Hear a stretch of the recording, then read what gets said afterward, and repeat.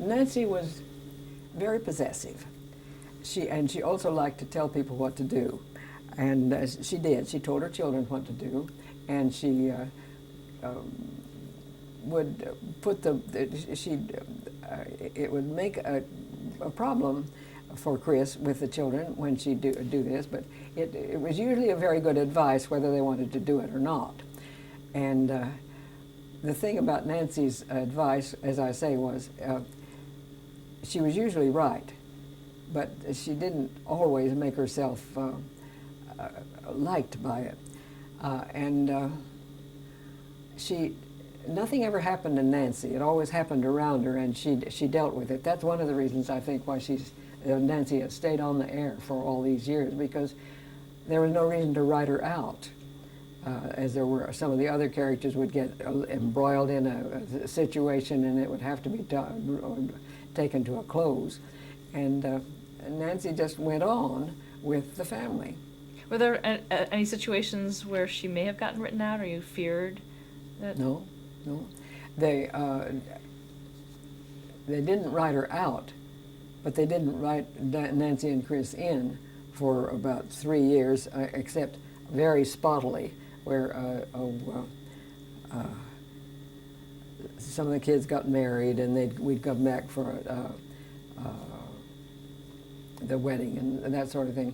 But and then those writers wanted only to write for young people under 30, and that was their criterion.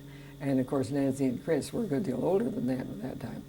And when those writers, I don't mean passed on, when they moved on and other writers took over, they came back to the idea of using the whole family picture, the grandfather down to the new babies. And we came back on steadily, and until Don went the way of all flesh. We lost him. That was a real loss. I'm a good deal softer than Nancy. Nancy either liked you or she didn't. If she didn't like you, she didn't like you at all. And if she liked you, there was nothing you did that was wrong. Well, now, I don't quite see things that way. I think some people are good, and some people are bad, and sometimes they're good, and sometimes they're bad. Sometimes they're not so nice. Also, I don't want to possess people. I want them to be my friend. And Nancy wanted possession of, and particularly of her children. How has Nancy changed over the years? I think she's mellowed. I don't think she's quite as possessive as she once was, though she is still fairly possessive. And I think she can laugh at herself, which she never used to be able to. She's older. She's doddier.